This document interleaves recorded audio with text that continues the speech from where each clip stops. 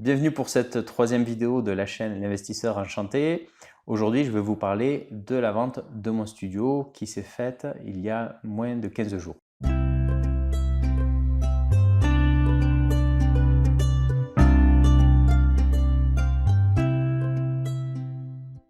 Alors, pour rappel, j'avais mis mon studio en vente au mois de mai 2023. J'ai eu très rapidement une offre d'achat d'une personne qui s'était dit très intéressée avec les fonds disponibles sur les comptes. Donc elle m'avait fait une offre d'achat et on est passé chez le notaire un mois plus tard, donc début juin 2023, pour signer une promesse de vente. Donc cette promesse étant signée, le notaire de l'acquéreur a envoyé à la mairie de Toulouse, puisque le studio est situé à Toulouse, l'avis afin que les services de la mairie puissent faire valoir ou non le droit de préemption.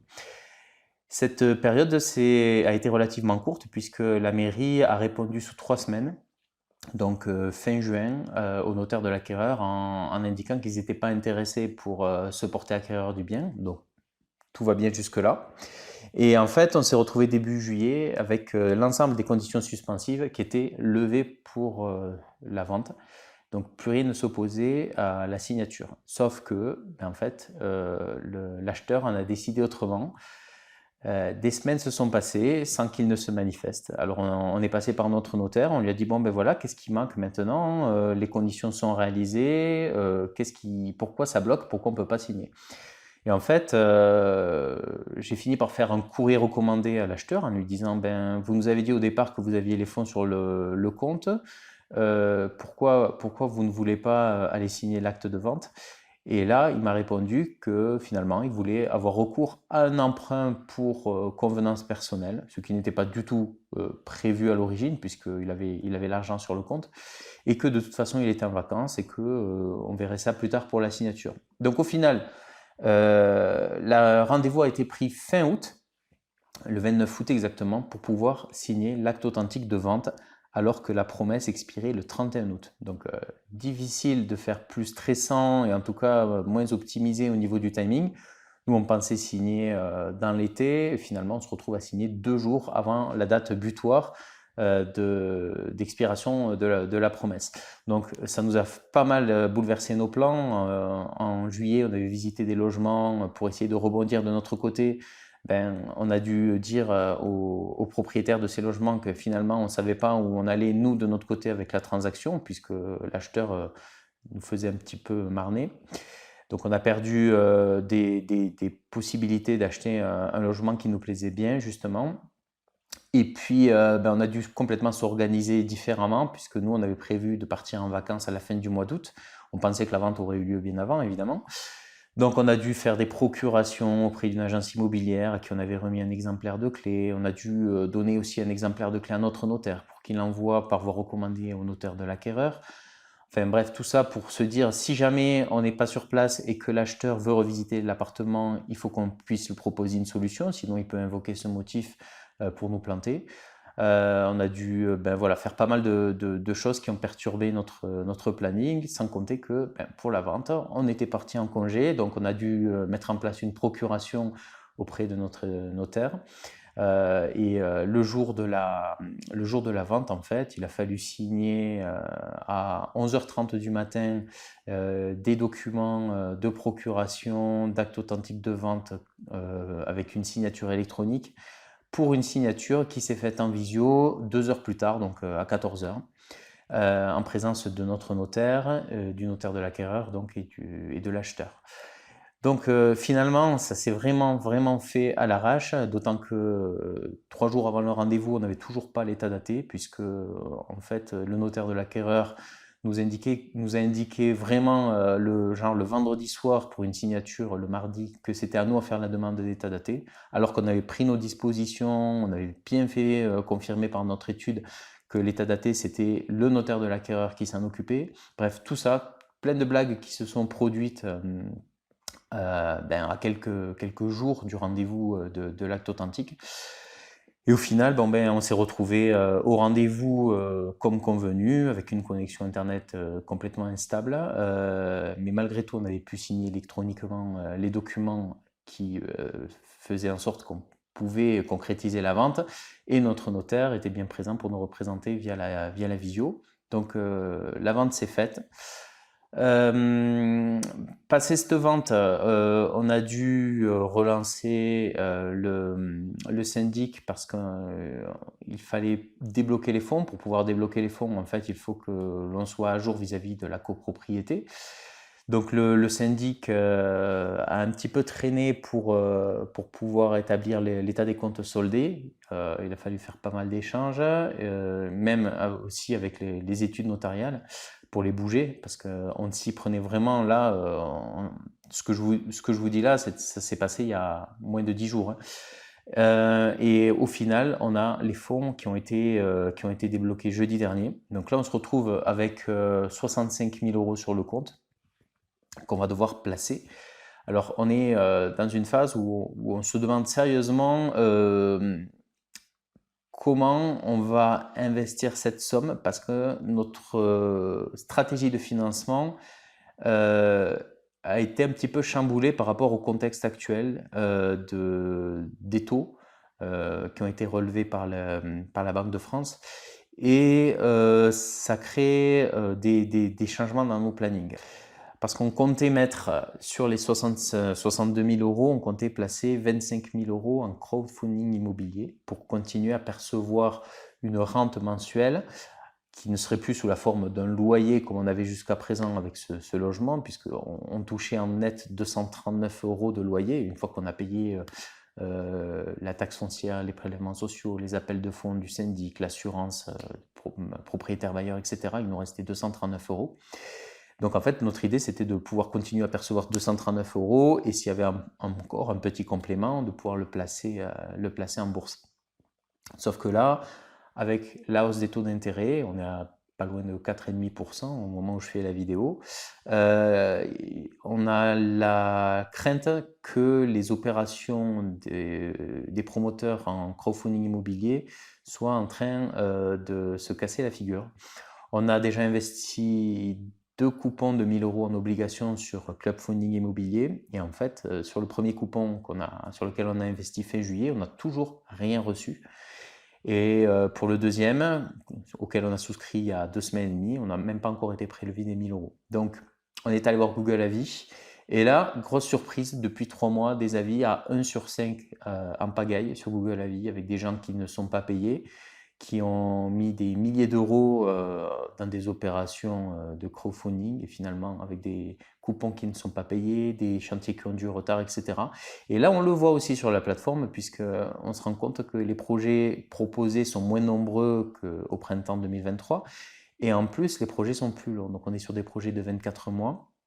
Alors que nous, on aimerait se positionner sur des projets de 12 mois, maximum 18 mois.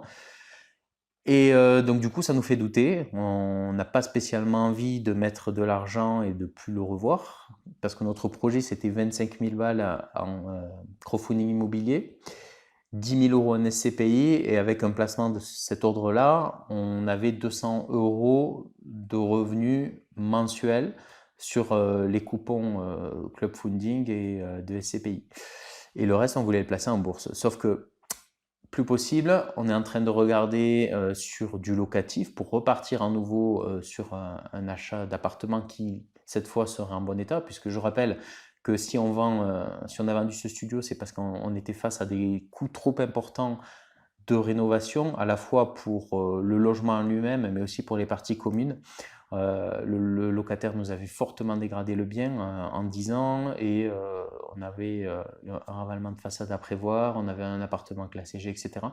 Donc là, on est en train de regarder si on peut trouver un appartement qui serait déjà bien classé au niveau de la DPE. On ne veut pas aller en dessous de E, puisque déjà les E vont être interdits en 2034. Donc l'idée, ça serait de partir sur peut-être une classe C, D ou E maximum et à petit prix. C'est-à-dire qu'on ne veut pas acheter un appartement au-dessus de 45 000 euros, on compte 5 000, 5 500 euros de frais de notaire, et puis après il nous resterait un reliquat à placer en bourse. Donc voilà ce qui s'est passé un petit peu au cours de ces 2 derniers mois.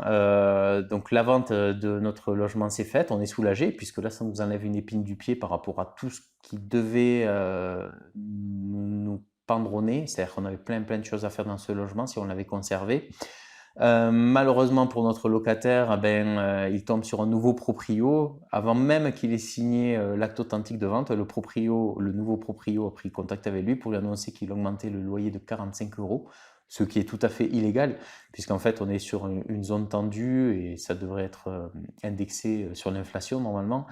Donc là, notre locataire en place depuis 10 ans est en train de chercher un nouveau logement puisqu'il se dit que pour 400 balles, puisque nous on faisait payer 355 et là le nouveau propriétaire veut faire payer 400, pour 400 balles il va trouver un logement normalement plus grand. Nous, notre problématique aujourd'hui c'est de placer le plus intelligemment possible ces 62 000 euros. La première chose qu'on a fait, puisque ces 62 000 euros ils étaient placés sur un compte courant à 0%, ça a été de dispatcher ça sur nos comptes épargne. Alors, on a créé plusieurs comptes épargne. Mon épouse et moi-même avons chacun un livret A sur lequel, si je ne dis pas d'erreur, on peut mettre 22 950 euros chacun. On a également des LDD, livrets de développement durable. Donc, on a dispatché la somme d'abord sur les livrets A parce qu'on est sur une rémunération à 3% actuellement. Et le solde, on l'a mis sur le LDD. Mais ça reste de la rémunération un peu cheap.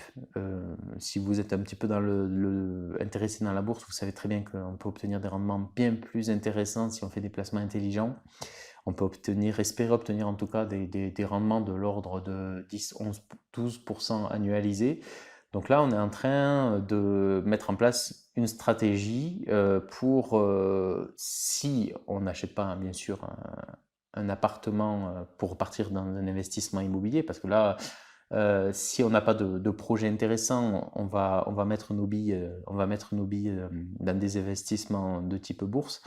Si on trouve un appartement à acheter, là on va partir à nouveau sur de la pierre. Mais vu ce qui se profile, vu le peu d'offres intéressantes que l'on a actuellement sur le marché, on est parti pour dispatcher un petit peu cette somme sur des placements en actions, en obligations, en or, etc.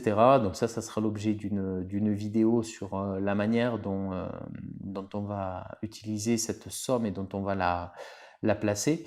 En tout cas, ce qui est sûr, c'est que quand on reçoit une somme comme ça chez un notaire, il ne faut surtout pas la laisser sur le compte courant, puisque là, c'est le meilleur moyen de claquer de l'argent et de ne pas pouvoir le retrouver. D'une part, parce qu'on est face à une inflation qui est très importante, puisque là, on a pris 13% entre juillet 2022 et juillet 2023. Si on laisse l'argent sur le compte courant, le deuxième piège, c'est qu'on va être tenté de l'utiliser pour acheter des babioles ou voilà, faire des voyages, etc. Donc le capital va baisser, et puis au final, si après on veut investir dans un nouveau projet, on ne pourra plus parce qu'on aura déjà claqué les sous. Donc, ce qu'il faut faire, la première chose, c'est de sécuriser tout ça. On met sur des investissements, sur des placements épargne à 3% dans la mesure du possible, 6% si on bénéficie du livret d'épargne populaire, ou bien sur des fonds euros pour ceux qui ont des assurances vie et qui ont les livrets d'épargne déjà pleins. Alors nous, notre stratégie justement par rapport à ça, c'est au niveau des comptes de positionner une partie des sous sur le plan d'épargne en action. Donc on a chacun un PEA. Celui de mon épouse, il y a 10 euros dessus, mais c'est juste pour prendre date. Et sur le mien, là, on va mettre les placements actions rendement. Après, on a ouvert des assurances vie. J'ai ouvert 4 contrats d'assurance vie pour moi, 4 contrats d'assurance vie pour mon épouse et ainsi que pour ma fille, puisqu'en fait, on n'est pas limité en nombre. Et également pour prendre date et pouvoir tirer avantage de la fiscalité au bout de 8 ans. J'espère que cette histoire vous a intéressé. En tout cas, c'est ce qui m'est arrivé cet été par rapport à la vente de ce studio. Sincèrement, j'aurais aimé que ça se passe de manière plus coulante, plus facile. Mais bon, dans la vie, je me suis rendu compte très souvent que on n'avait rien sans rien et que souvent il fallait passer par des obstacles qui pouvaient même quelquefois être des murs a priori infranchissables pour pouvoir obtenir ce pourquoi on se bat. Voilà, je vous dis à très bientôt pour une autre vidéo sur l'investisseur enchanté. Bye!